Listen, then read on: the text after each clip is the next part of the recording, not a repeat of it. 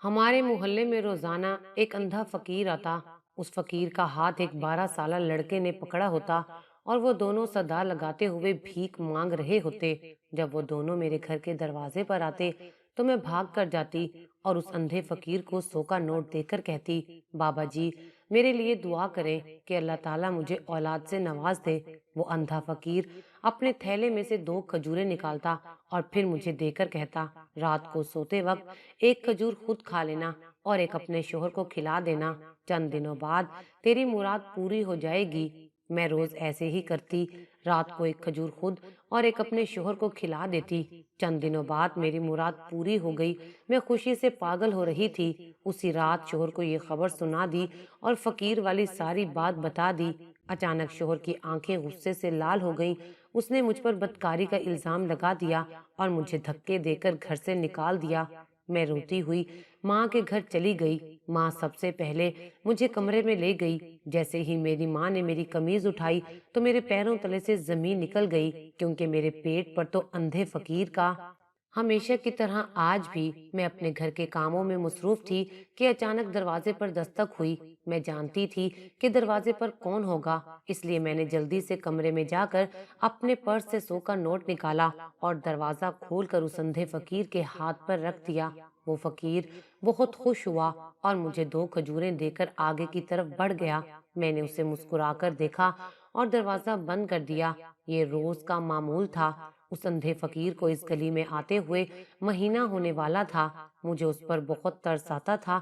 شروع میں تو وہ مجھ سے پیسے لے کر چلا جاتا، مگر پھر ایک دن میں نے اسے خود ہی کہا کہ میری اولاد کے لیے دعا کیا کریں۔ پھر اس کے بعد سے وہ روز مجھے 2 کھجوریں دیتا اور کہتا، رات کو ایک خود کھانا اور ایک اپنے شوہر کو کھلا دینا۔ میں روز ایسے ہی کرتی۔ اگرچہ میری شادی کو اتنا عرصہ نہیں ہوا تھا اور نہ ہی سسرال میں کوئی اولاد کے تانے دیتا تھا، کیونکہ میں اور میرے شوہر اکیلے رہتے تھے۔ اس گھر کے سارے گھر والے گاؤں میں رہتے تھے۔ ایک دن وہ اندھا فقیر آیا۔ جب میں نے اسے 100 کا نوٹ دیا تو وہ ہوا میں کچھ اشارے کرنے لگا، پھر مجھے اپنے قریب بلایا اور میرے سر پر ہاتھ رکھ کر کہنے لگا کہ ڈاکٹر کے پاس جاؤ۔ مجھے اس کی بات کچھ سمجھ آ رہی تھی۔ ویسے کچھ دنوں سے مجھے چکر بھی آ رہے تھے۔ میرا خیال تھا کہ وہ ٹھیک کہہ رہا ہے، مجھے ڈاکٹر کے پاس جانا چاہیے۔ کچھ دیر کے بعد میں ڈاکٹر کے ہاں سے بہت خوش واپس آ رہی تھی۔ ڈاکٹر نے مجھے وہ خبر دی تھی جو ہر شادی شدہ لڑکی کے لیے زندگی کی نوید ہوتی ہے۔ میری شادی کو 1 سال ہو گیا تھا اور خدا اتنی جلدی مجھ پر مہربان ہو جائے گا میں کبھی سوچ بھی نہیں سکتی تھی۔ ڈاکٹر نے کہا تھا کہ میں امید سے ہوں۔ سارے راستے میں یہی سوچ کر خوش ہوتی رہی کہ جب میں اپنے شوہر کو یہ خبر دوں گی تو وہ کتنا خوش ہوگا۔ پچھلے کئی دنوں سے وہ کچھ پریشان تھا۔ میں نے پوچھنے کی بہت کوشش کی مگر وہ بات کو ٹال جاتا تھا۔ جب اس کی پریشانی میں اس کو یہ خبر خوشگوار جھونکے کی طرح ملے گی تو مجھے امید تھی کہ وہ اپنی ساری پریشانیاں بھول جائے گا۔ ماں باپ بننے کی خوشی دنیا کی کسی خوشی کا مقابلہ نہیں کر سکتی۔ میں جلدی گھر پہنچی اور اپنے شوہر کا انتظار کرنے لگی۔ پچھلے کئی دنوں سے وہ گھر بہت دیر سے آ رہا تھا۔ میں جانتی تھی کہ اسے یہ خبر ملے گی تو وہ جلدی آنا شروع کر دے گا۔ اس کی پسند کا کھانا بنا کر میں خود بھی تیار ہو گئی۔ رات کے 10 بجے وہ کام سے گھر آیا۔ مجھے اس طرح سے تیار دیکھ کر وہ بہت حیران ہوا اور جب میں نے اسے ڈاکٹر کی رپورٹ دکھائی تو وہ سن سا ہو گیا۔ کئی لمحے حیرت سے ان رپورٹس کو دیکھتا رہا۔ مجھے حیرانی ہوئی کہ وہ خوش کیوں نہیں ہوا۔ اس نے وہ رپورٹس نیچے پھینک دی اور غصے سے پوچھا، کس کا بچہ ہے یہ؟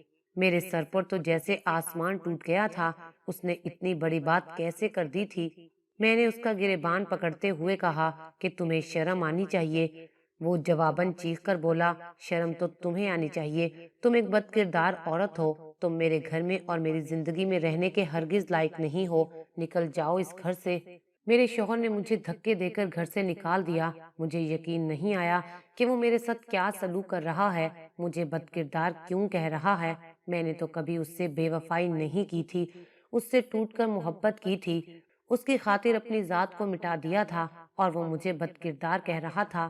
میں نے چیخ کر پوچھا، ایسا کیا دیکھ لیا تم نے میرے کردار میں، ایسی کیا خرابی نظر آئی تمہیں کہ اتنا بڑا الزام لگا دیا؟ وہ کہنے لگا، مجھے سب معلوم ہو گیا ہے، سب پتہ چل گیا ہے، تم کیا سمجھتی تھی کہ مجھے دھوکا دوگی اور مجھے پتہ نہیں چلے گا؟ تم نکل جاؤ۔ اس نے مجھے دھکے دے کر گھر سے باہر نکال دیا۔ میں وہیں کھڑی کھڑی رہ گئی۔ میرے حواسوں نے کام کرنا چھوڑ دیا۔ مجھے سمجھ نہیں آیا کہ میرے ساتھ ہوا کیا ہے۔ ایسے اچانک وہ مجھے کیسے چھوڑ سکتا ہے؟ میرے کانوں میں میرے ماں باپ کی آوازیں گونجنے لگی تھیں۔ کتنا منع کیا تھا انہوں نے، کتنا روکا تھا مجھے کہ اس لڑکے سے شادی مت کرو، یہ تمہیں دھوکا دے گا، مگر میں نے ایک نہ سنی اور اپنی مرضی کر لی، اور آج اس کا انجام بھی دیکھ لیا تھا۔ میرا نام زینب ہے۔ میں اپنے ماں باپ کی اکلوتی اولاد تھی، اس لیے میرے خوب ناز اٹھائے گئے اور میری پرورش بہت لاڈ پیار سے کی گئی۔ میرے ماں باپ ایک امیر فیملی سے تعلق رکھتے ہیں۔ انہوں نے میری پرورش شہزادیوں کی طرح کی، میری ہر خواہش کو اسی وقت پورا کیا، مجھے مہنگے اور برانڈز کے کپڑے پہننے کو دیے، ایک سے ایک بڑھ کر اعلیٰ قسم کا کھانا میرے لیے بنتا تھا۔ مجھے یاد ہے جب میں نئی نئی کالج گئی تھی تو میری دوست اٹالین کھانوں کی بہت باتیں کرتی تھی۔ میں نے اسی وقت گھر آ کر شور مچا دیا کہ اٹلی سے کک منگوائیں جو میرے لیے میری پسند کے اٹالین کھانے بنا سکے۔ میری ایک عادت تھی کہ میں ہر چیز سے بہت جلد اکتا جاتی تھی، چاہے وہ کتنی ہی مہنگی کیوں نہ ہو۔ میرے بابا نے مجھے شہر کے سب سے مہنگے کالج میں ایڈمیشن دلوایا، جہاں میرے جیسے امیر کبیر اور رئیس زادے ہی آتے تھے۔ میرا نہیں خیال تھا کہ وہاں کوئی غریب پڑھنے کا خواب میں بھی سوچ سکتا ہے، لیکن ایک دن اپنی کلاس میں ایک نئے اسٹوڈنٹ کو داخل ہوتا دیکھ کر میں چونک گئی۔ وہ ایک مڈل کلاس خاندان سے تعلق رکھنے والا بندہ لگ رہا تھا، جسے دیکھ کر ہم سب امیروں نے منہ بنا لیا کہ اب ایک غریب بندہ ہمارے ساتھ اس مہنگے کالج میں پڑھے گا۔ سبھی کو بہت حیرانی تھی کہ وہ کیسے اس کالج میں آ سکتا ہے۔ اس کالج کی تو فیس ہی اتنی تھی کہ غریب آدمی اپنا گھر بیچ کر بھی نہیں دے سکتا تھا۔ ہمیں یقین تھا کہ وہ 100% اسکالرشپ پر یہاں آیا ہوگا، اور پھر مجھے پتا چلا کہ اس کی بورڈ میں پہلی پوزیشن آئی تھی، اس لیے ہمارے ادارے نے اسے اپنے کالج میں مفت تعلیم دینے کی پیشکش کی، جسے اس نے قبول کر لیا۔ اس کا نام علی تھا اور وہ لڑکا بے انتہا ذہین تھا تو وہ معمولی شکل و صورت اور غریب گھرانے کا، مگر ذہانت اور خودداری اس میں کوٹ کوٹ کر بھری ہوئی تھی۔ اس کی کسی سے دوستی نہیں تھی، وہ بس اپنے آپ میں مگن رہتا اور پڑھتا رہتا۔ ایک بار ٹیچر نے کلاس میں گروپ بنا کر اسائنمنٹ بنانے کا کہا۔ میں اس دن چھٹی پر تھی۔ اگلے دن آئی تو سب کے گروپ بن چکے تھے اور میرا نام سر نے علی کے ساتھ لکھ دیا تھا۔ میں بھی اچھی خاصی لائق اور قابل تھی، اس لیے جب اس کے ساتھ مجبوری میں ہی صحیح مجھے کام کرنا پڑا تو مجھے علی کو مزید جاننے کا موقع ملا۔ اس کی عادتیں ہم لوگوں سے بہت مختلف تھیں۔ اسے امیر بننے کا شوق نہیں تھا، بس وہ کہتا تھا کہ میں اپنی محنت اور قابلیت کی بنا پر آگے بڑھوں گا۔ آہستہ آہستہ میں اس سے متاثر ہونے لگی۔ ہماری بنائی گئی اسائنمنٹ پہلے نمبر پر آئی۔ اس کے بعد سے تو میں اس کے پیچھے ہی پڑ گئی۔ میں اپنے دوستوں کو چھوڑ کر اس کے پاس بیٹھنے لگی۔ اس سے پڑھائی کے علاوہ بہت کچھ سیکھنے کو ملتا تھا۔ کالج کے 2 سال کیسے گزر گئے پتہ ہی نہ چلا۔ کالج چھوڑنے کے بعد مجھے احساس ہوا کہ میں تو اس سے محبت کر بیٹھی تھی۔ وہ مجھے اچھا لگنے لگا تھا۔ میرے پاس اس کا نمبر تھا۔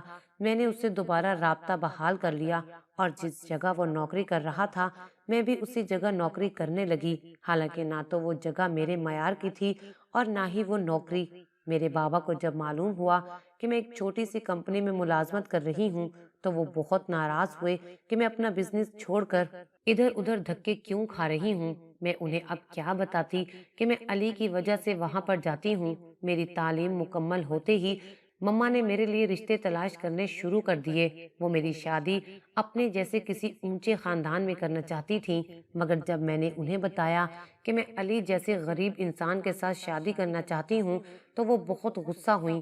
مما اور بابا نے مجھے ہر طریقے سے سمجھا کر دیکھ لیا، مگر میں اپنے فیصلے پر اٹل رہی۔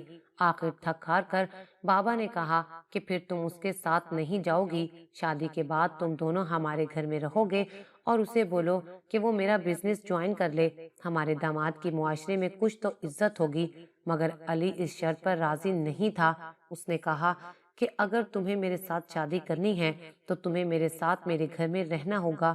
مما اور بابا مان نہیں رہے تھے، مگر جب میں نے گھر سے بھاگنے کی بات کی तो वो जल्दी से मान गए, मगर फिर मम्मा को बाबा से बात करते सुना।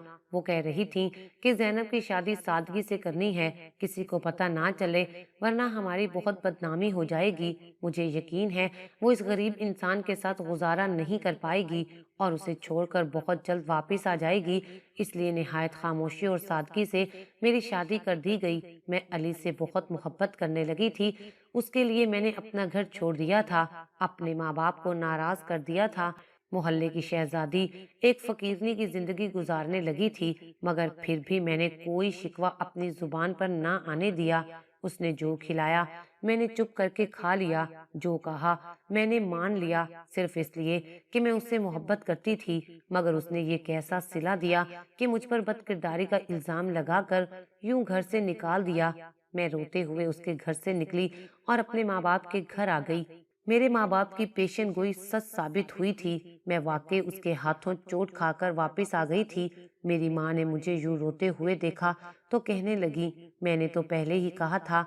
मैंने कहा, मम्मा ऐसे कैसे हो सकता है, मैं उसके बच्चे की माँ बनने वाली हूँ और वो मुझे ऐसा कह रहा है। वो तो ऐसा नहीं था, मुझसे बहुत प्यार करता था। मम्मा कहने लगी, तुम टेंशन ना लो, मैं तुम्हारे लिए शाह साहब से बात करूंगी। उनकी दुआ से मेरे बहुत सारे मसाइल हल हुए हैं। वो पानी पर दम करके देते हैं। मैं वो पानी तुम्हारे लिए लेकर आती हूँ। उसे पीने से तुम्हारे सारे मसले हल हो जाएंगे। माँ अंदर गई और दम वाले पानी को बोतल में ले आई। कहने लगी, इस पानी के अंदर मैंने तेल मिलाया है। अभी तुम्हारे पेट पर मालिश करूंगी तो देखना तुम्हारे शोहर के दिल में तुम्हारी और तुम्हारे बच्चे की मोहब्बत जाग जाएगी। मैं अपनी माँ का बदलता हुआ रवैया देखकर हैरान हो रही थी, मगर फिर सोचा कि वो भी माँ है। उन्हें अच्छे से पता है कि एक औरत के लिए उसका घर और उसकी औलाद ही सब कुछ होती है। मामा ने मेरे पेट पर मालिश करने के लिए जैसे ही कमीज हटाई तो अपने पेट पर नजर पड़ते ही मेरे सर पर आसमान टूट गया। मेरे पेट पर 3 टांके लगे हुए थे, मगर ये कब हुआ मुझे तो कुछ खबर नहीं थी। दिमाग पर जोर दिया तो याद आया, अल्ट्रासाउंड करवाते वक्त मुझे चक्कर से आए थे और मैं बेहोश हो गई थी। मुमकिन है उस वक्त डॉक्टर ने टांके लगाए हों, मगर किस लिए मुझे तो कुछ समझ नहीं आ रहा था। मेरा तो इस तरफ ध्यान नहीं गया था, मगर अब अम्मा मालिश करने लगी तो दर्द का एहसास हुआ था।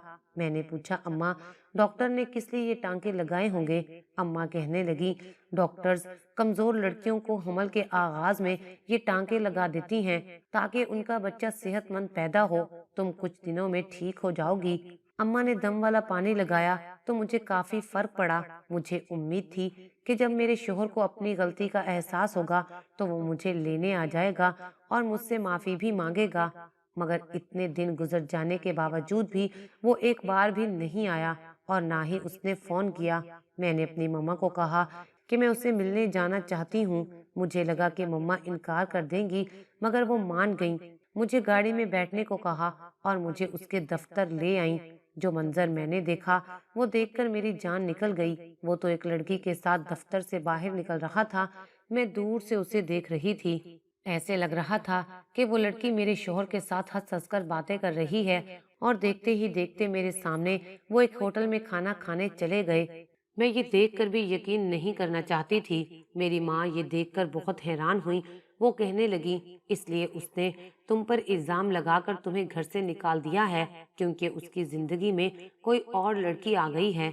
मैं रोते हुए वापस घर आ गई। अगले दिन मैंने गुस्से से सोचा, मुझे उस शख्स के साथ नहीं रहना। मैंने सोचा कि मैं उसके घर जाकर अपना सामान वापस ले आऊंगी। कुछ दिन बाद जब तबीयत ठीक हुई तो मैं गाड़ी लेकर उसके घर चली गई। दरवाजे पर दस्तक दी तो उसी लड़की ने दरवाजा खोला जिसे उस दिन मैंने अपने शोहर के साथ देखा था। मैंने पूछा, तुम मेरे शोहर के घर में क्या कर रही हो? तो वो कहने लगी, अली ने मुझसे शादी कर ली है, अब मैं उसकी बीवी हूँ। ये सुनकर मेरे सर पर कयामत टूट पड़ी। मैं सोच भी नहीं सकती थी कि वो मेरे साथ ऐसा करेगा। मैंने अंदर जाकर अली को आवाज दी, मगर वो उस वक्त घर पर मौजूद नहीं था। मैंने अपने कमरे में जाकर अपना सारा सामान समेटा। अपने कपड़े वगैरह बैग में डालकर मैं अपने माँ बाप के घर वापस आ गई। मुझे बहुत शदीद गुस्सा आ रहा था। मैंने घर आकर अपने कमरे में अपने कपड़े रखे तो कपड़ों में से एक लिफाफा नीचे गिर पड़ा। मैं चौंक गई, ये क्या है? وہ کھولا تو اندر سے ہسپتال کی رپورٹس نکل آئیں۔ یہ تو وہی ہسپتال تھا جہاں میں نے اور میرے شوہر علی نے ایک بار اپنے ٹیسٹ کروائے تھے، مگر میری رپورٹ تو میرے پاس تھی۔ میں نے جب وہ رپورٹ کھولی تو وہ میرے شوہر کی تھی۔ یہ رپورٹ 2 ہفتے پہلے کی تھی، جب مجھے لگا کہ شاید میں امید سے ہوں، کیونکہ جب میں نے اپنی علامات فون پر مما کو بتائیں تو انہوں نے بھی یہی کہا تھا کہ تم ڈاکٹر کے پاس چلی جاؤ۔ مما کی ایک دوست بہت اچھی گائناکالوجسٹ تھیں، میں پہلے دن سے ہی ان کے پاس جا رہی تھی۔ اس نے بتایا کہ ایسی کوئی بات نہیں، لیکن تم دونوں میاں بیوی اپنے اپنے ٹیسٹ کروا لو۔ اس لیڈی ڈاکٹر کے کہنے پر میں نے اور میرے شوہر نے ٹیسٹ کروا لیے۔ میری رپورٹس تو میرا شوہر لے آیا تھا اور یہ بھی بتایا کہ ڈاکٹر نے کہا ہے تمہاری بیوی بالکل ٹھیک ہے۔ اس وقت میں نے اس سے پوچھا اور تمہاری رپورٹس؟ تب میرے شوہر نے کہا تھا کہ میری رپورٹس ابھی نہیں آئیں، اور پھر میں اس اندھے فقیر کے چکر میں پڑ کر اپنے شوہر کی رپورٹ بھول ہی گئی تھی۔ مگر آج اپنے شوہر کی رپورٹ دیکھ کر میرے ذہن میں ساری بات آ گئی۔ میں نے وہ رپورٹس پڑھی تو مجھے کچھ خاص سمجھ نہیں آیا۔ اگلے دن میں اپنے شوہر کی رپورٹس لے کر مما کی دوست ڈاکٹر کے پاس گئی تو وہ اپنے کلینک پر نہیں تھی۔ میں پاس ہی ایک دوسرے کلینک پر چلی گئی۔ اتفاق سے وہاں کی ڈاکٹر میری جاننے والی نکلی۔ اس نے رپورٹس پڑھی اور جو کچھ بتایا اسے سن کر میں پتھرا کر رہ گئی، میرے ہوش اڑ گئے۔ اس نے بتایا کہ ان رپورٹس کے مطابق تمہارا شوہر باپ بننے کی صلاحیت نہیں رکھتا۔ میں نے غصے سے کہا، یہ تم کیا کہہ رہی ہو؟ ایسا کیسے ہو سکتا ہے؟ پھر میں کیسے حاملہ ہو سکتی ہوں؟ وہ سن کر چونک گئی اور کہا، میں ابھی تمہارا چیک اپ کرتی ہوں۔ میرے چیک اپ کے بعد وہ کہنے لگی، پاگل لڑکی، تم حاملہ تو نہیں ہو، تمہیں کس نے کہہ دیا ایسا؟ مجھے لگا اس کے کلینک کی چھت میرے سر پر گر گئی ہو۔ میں نے کہا کہ میں نے تو ماما کی دوست سے کچھ دن پہلے ہی اپنا چیک اپ کروایا تھا، اور اسی وجہ سے میرے شوہر نے بد کردار کہہ کر مجھے گھر سے نکال دیا تھا۔ یہ سمجھ نہیں آ رہا تھا کہ اس ڈاکٹر نے میرے ساتھ ایسا کیوں کیا ہے۔ پہلے اس کی رپورٹس کے مطابق میرا شوہر بانجھ تھا، اور پھر اسی نے مجھے ماں بننے کی بھی خوشخبری سنا دی تھی۔ یہ سب کچھ بہت عجیب لگ رہا تھا۔ اس ڈاکٹر کی ساری باتیں جھوٹ ثابت ہوئی تھیں۔ میری جاننے والی ڈاکٹر کہنے لگی، مجھے شک ہو رہا ہے، اگر اس ڈاکٹر نے اتنے جھوٹ بولے ہیں تو ہو سکتا ہے اس نے تمہارے شوہر کی رپورٹ بھی جھوٹی بنائی ہو، مگر وہ ایسا کیوں کرے گی؟ میں نے الجھن سے سوال کیا تو وہ کہنے لگی، اب یہ تو وہی ڈاکٹر بتا سکتی ہے، تم ابھی اپنے شوہر کو فون کر کے یہاں بلوا لو، میں اس کے ٹیسٹ دوبارہ کرواؤں گی، پھر دیکھتے ہیں کیا سچ ہے اور کیا جھوٹ۔ میں نے اپنے شوہر کو فون کیا اور اسے کلینک پر آنے کا کہا، لیکن علی آنا نہیں چاہ رہا تھا۔ تب میری جاننے والی ڈاکٹر نے مجھ سے فون لے کر اسے ساری بات بتائی اور جلدی سے آنے کا کہا۔ وہ آدھے گھنٹے کے اندر اندر آ گیا۔ ڈاکٹر نے ہم دونوں کے دوبارہ ٹیسٹ کیے اور 2 دن بعد پھر آنے کا کہا۔ میرا شوہر مجھ سے بات کیے بنا چلا گیا۔ میں نے 2 دن بہت بے چینی میں گزارے۔ میری جاننے والی ڈاکٹر نے فون کر کے کہا، تم دونوں میرے پاس آؤ۔ ہم دونوں اس کے پاس گئے۔ اس نے خوشخبری سناتے ہوئے کہا، تم دونوں میڈیکلی بالکل فٹ ہو اور ماں باپ بن سکتے ہو، کسی میں کوئی کمی یا خرابی نہیں ہے۔ ہم دونوں ہی دنگ رہ گئے کہ اس ڈاکٹر نے ہم سے کیا دشمنی نکالی تھی۔ میں اپنے شوہر کے ساتھ اسی ڈاکٹر کے پاس گئی اور اس سے جواب طلب کیا۔ ڈاکٹر نے کہا، میں نے جو کچھ بھی کیا ہے تمہاری ماں کے کہنے پر کیا تھا، یہ سب تمہاری ماں کا پلان تھا۔ اس نے تمہارے شوہر کو کبھی اپنے داماد کی حیثیت سے قبول ہی نہیں کیا تھا۔ وہ تم دونوں کو الگ کر کے تمہاری کہیں اور شادی کروانا چاہتی تھی۔ تمہاری ماں میری دوست تھی، اس لیے اس نے اپنا سارا پلان مجھے بتا کر مدد کے لیے کہا تھا۔ وہ جانتی تھی کہ تمہیں کیسے اس جال میں پھنسایا جا سکتا ہے۔ اس نے تمہیں میرے پاس آنے کا کہا اور مجھے جھوٹی رپورٹس بنانے کا، یہاں تک کہ جو تمہارے پیٹ پر 3 ٹانکے لگے ہیں میں نے یہ بھی اسی کے کہنے پر لگائے ہیں۔ تمہاری ماں چاہتی تھی کہ میں ایسا آپریشن کروں کہ تم کچھ عرصے کے لیے ماں نہ بن سکو، مگر میں اتنا بڑا رسک نہیں لے سکتی تھی اور نہ ہی یہ ظلم کر سکتی تھی۔ اس لیے تمہاری ماں کی تسلی کے لیے میں نے تمہارے پیٹ پر ٹانکوں کے نشان بنا دیے تھے۔ اسی نے کہا کہ تم میرے داماد کی جھوٹی رپورٹس بناؤ، اسے یقین دلاؤ کہ وہ کبھی باپ نہیں بن سکتا، اور دوسری طرف تمہاری امید سے ہونے کی خبر دوں۔ تمہارے شوہر کے دل میں تمہارے لیے نفرت پیدا ہو جائے اور وہ تمہیں طلاق دے دے۔ اس نے تمہارے دل میں نفرت پیدا کرنے کے لیے تمہارے شوہر کی ایک کزن کو بھی استعمال کیا۔ تمہاری ماں نے اسے پیسوں سے خرید لیا تھا۔ وہ کزن ہر وقت تمہارے شوہر کے آگے پیچھے گھومتی رہتی، جس نے تمہیں کہا کہ اب وہ تمہارے شوہر کی دوسری بیوی ہے۔ میرا شوہر ساری حقیقت جاننے کے بعد شرمندہ سا ہو گیا تھا۔ وہ مجھ سے معافی مانگنے لگا اور کہنے لگا کہ جو کچھ ہوا تمہاری ماں کی وجہ سے ہوا۔ میری ماں اس حد تک بڑھ جائے گی مجھے یقین نہیں آیا تھا۔ جب یقین آیا تو بہت ہی دکھ ہوا کہ کوئی ماں اپنی بیٹی کے ساتھ ایسا کیسے کر سکتی ہے۔ اپنے سٹیٹس اور سٹینڈرڈ کی خاطر وہ میری زندگی تباہ کرنے پر تل جائیں گی، میں نے کبھی سوچا بھی نہیں تھا۔ مما کو جب پتا چلا تو وہ بجائے شرمندہ ہونے اور معافی مانگنے کے کہنے لگیں، میں نے جو کیا تمہیں اس غریب کے جنگل سے نکالنے کے لیے کیا تھا۔ میں نہیں چاہتی تھی کہ تم میری بیٹی ہو کر اس غریب شخص کے ساتھ زندگی گزارو۔ میں مما کے سامنے اپنے شوہر کا ہاتھ پکڑ کر اپنے گھر واپس چلی گئی۔ مجھے بعد میں پتا چلا کہ وہ اندھا فقیر بھی میری مما کا ملازم تھا۔ وہ بھیس بدل کر یہاں آتا تھا۔ یہ تو شکر تھا کہ صحیح وقت پر ساری حقیقت کھل گئی اور ہماری شادی شدہ زندگی تباہ ہونے سے بچ گئی، ورنہ مما نے بہت اچھی چال چلی تھی اور وہ اگر کامیاب ہو جاتی تو ہمارے پاس کل کو پچھتاوے کے سوا کوئی چارہ نہ ہوتا۔ مگر کہتے ہیں نا کہ خدا بہترین چال چلنے والا ہے، اس نے ہمیں بچا لیا۔ میں نے ماما سے رابطہ ختم کر لیا اور انہیں صاف صاف کہہ دیا کہ جب تک آپ میرے شوہر کو اپنا داماد قبول نہیں کریں گی میں آپ سے تعلق نہیں رکھوں گی۔ کچھ عرصے بعد اللہ تعالیٰ نے ہمیں ایک بیٹے سے نواز دیا۔ بیٹے کی خوشخبری سن کر میرے مما اور بابا سے رہا نہ گیا۔ انہوں نے ہم سے معافی مانگ لی اور پھر سب کچھ ٹھیک ہو گیا۔ آج اس بات کو 3 سال گزر گئے ہیں۔ میں علی اور اپنے بیٹے حسن کے ساتھ بہت خوش ہوں۔